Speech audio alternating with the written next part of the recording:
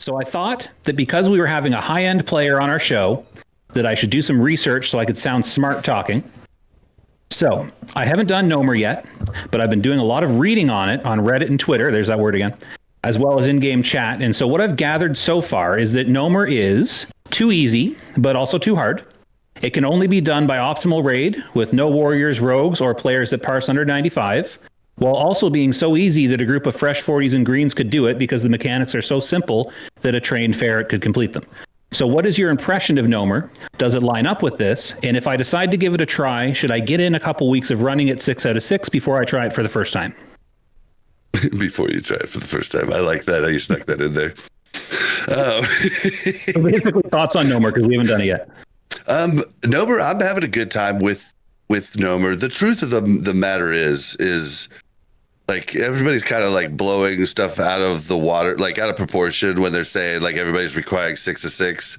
I know for me specifically, and like most of the people in our guild that run other raids, like we'll take 1 or 2 people. Like we do check logs, but we're not looking for purple parses. We're not even looking. I mean, green parses I'm like taking them, but like you're looking to see that they have done 6 of 6. But we often take people who have never done it. Like I was in one with San Mendina last night. There were 2 people who had never done it at all, and like, not even with an alt. And, we just took a little extra time to explain, like, but really the difficulty of Gnomer on the last 3 bosses is just mechanics. Like it's not like there's not really any hard DPS caps you need to hit. Like problem is that so many people in the classic community are all about parsing, and oftentimes parsing makes you do your job wrong. Like often when somebody's parsing good, it's at the expense of somebody else. Oh, you're cursed. Oh, somebody else will take care of that. Like I got to keep pumping, right? Like, and it oftentimes sparks them not to move out of stuff. So healers have to take, have to take the hit for them. Like oftentimes parsing's not a good gauge. So I think most people are just looking to make sure they have mostly a raid of people that have done it. But I think a lot of people are cool with just bringing somebody new. Like, yeah, I'm sure that happens. Like I said, my exposure to it is reading Reddit comments. I'm like, oh my goodness, if it's like this, I don't want anything to do with it. There are some idiots, though. There are definitely some idiots. I'm sure there are. We account for at least 3 of them. Yeah. No, you don't. But yeah, like I've had no desire to chase it. Like I haven't had the desire to chase things in SOD. So like I'm sitting in our mere casual guild, and we're up to I think 10 or 11 level 40s now, and I figure we'll do it eventually. I mean, maybe it won't be until phase 3 hits, who knows? But yeah, I have no interest in chasing stuff. Like SOD is not about that for me. It's about relaxing and just kind of enjoying the game and the journey. So well, I'm down to bring my almost BIS rogue. He got asked to leave my group. I'm just kidding. I decided to let other rogues come. I really don't think we should bring a rogue. Yeah, everybody hates on the rogue, but why? What's the big deal? Oh well, they're not. I don't know. Where's my quotes? They're not air quotes. They're not optimal. Yeah, they're not the best. They're not the best DPS class. Oh, they're horrible now. They're really bad. Like they're way down there. But on top of that, like they don't bring any utility. So if you're bringing more than 2 rogues, you're cutting out on so many buffs and stuff that you could have, which actually are what make you like optimal comp is pretty important if you want it to be easier. I mean, you can get anything done. The first lockout, we had 6 melee, 2 range to 2 heals, right? Like, and melee just had to go hit buttons on the last boss. Like, and you lose a ton of DPS, but we got it down. Like you can get it down with bad comps. Just takes a little longer. Yeah, and it just takes people actually, melee being willing to walk away from the boss, lose DPS, and go help the button pushers and stuff. But really, it's just the last 2 bosses are the ones that really give people trouble. And I think the second to last boss is the hardest. The one with 4 animals, and they do different things, and they all have to die at once. There's a lot of personal like everybody kind of needs to know like, you know, you can have a raid leader be like, all right, switch to chicken now, switch to this, you know, but you kind of need to like be able to watch all the health pools yourself and know when you should be switching. And it's the twins. A lot of personal onus. It's the twins how all hard, over again. Twins, yeah. Oh my gosh, twins. Was so how hard is it to heal Gnomer? Like, could Sam heal it, do you think? If she was one of our two healers. Sam plays Druid. Druid, right? Yeah. Druid's the best healer at the moment for raw heals. But having a priest, I mean, you kind of have to have a priest because Fort is so good. Fort is so much health. Like, well, we had a priest message us in Discord and join our Discord just the other day saying he wants to run Gnomer with us. Shadow or healing. I don't know. I don't know which spec is the healing spec right now, but yeah, healing priest.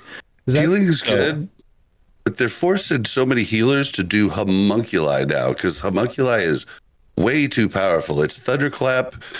It's battle or guess what's the other debuff?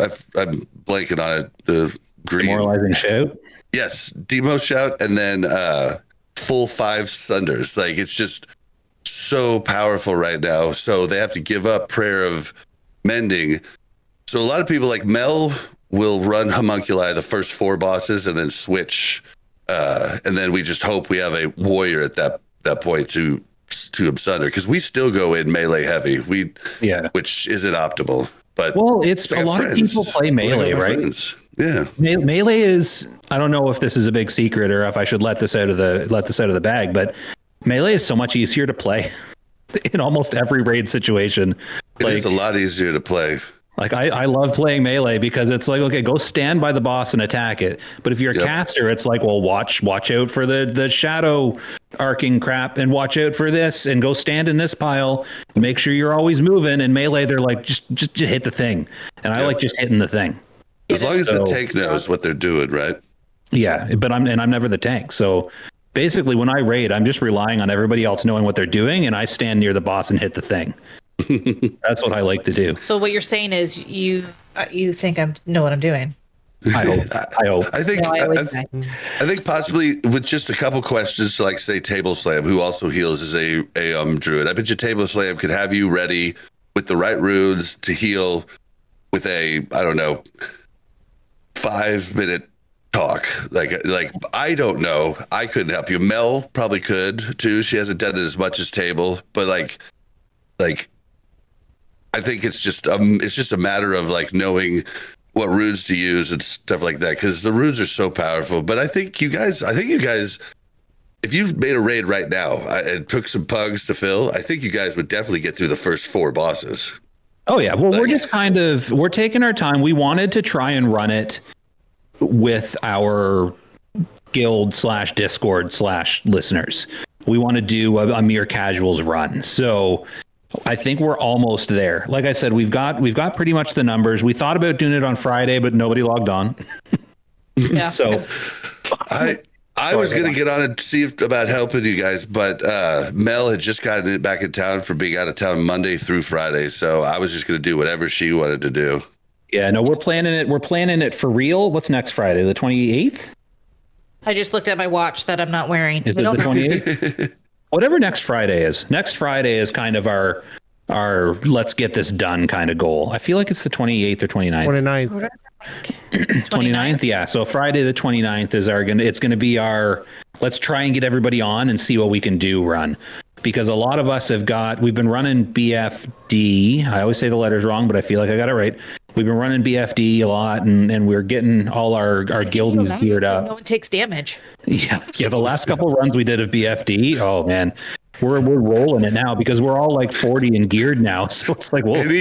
Any magic damage you just like cut off, like their ability to hit you is so much lower too, and everything else. Like, yeah, it's pretty funny. But I mean, I can keep my rogue open. My rogue, it definitely pumps more than like, more than the things will show. Like normally I'll end up in my raid the second DPS overall under the tank. Is your tank a shaman? Yes. Yeah, see, that's why. The shamans are nutty. Yeah, they are freaking so good. You talk about What, Al? So you talk about the utility of a rogue. Yeah, you previously mentioned that when you have your priest go back to prayer of mending, that you need a warrior Yes. just under armor. Could you not Yep. have a rogue expose armor? You could, but like it's a vast difference of like it'll basically just kill the rogues, like the rogues DPS. Although, now I don't know. Now that you mentioned that, Al, I mean, we had our tank do it. We have one of our runs has a main tank rogue, and he was savvy enough to do the exposed armor without anybody asking him the other day, and I was like, smart. So like having a tank to it definitely works. But now that you mention it, I think a 4 bubble exposed armor might not bring down your damage too much, but it's definitely going to affect your damage quite a bit, which is already low. I was going to suggest that perhaps Bob was the rogue and he didn't wanna. No, I usually am the first, since I lead the group, I usually am the first to take the hit on that type of thing. Just like, I'll go do the mechanic. You just stay on the boss, Crispy. It'll be fine. See, this is why I want to raid with mere casuals, so that I can actually do a mechanic, and if we're killing the bosses, I don't have to worry about my DPS, as long as I'm doing something helpful. Try to do some still, though. Like, just at least a little. I mean, DPS is important to a point, but it's not. It's You're not shaman, important for though. this. Like, But I have a rogue. Shaman is Blizzard's baby. You're Right just now, gonna yeah. you just have to show up and hit a button and you'll be top DPS.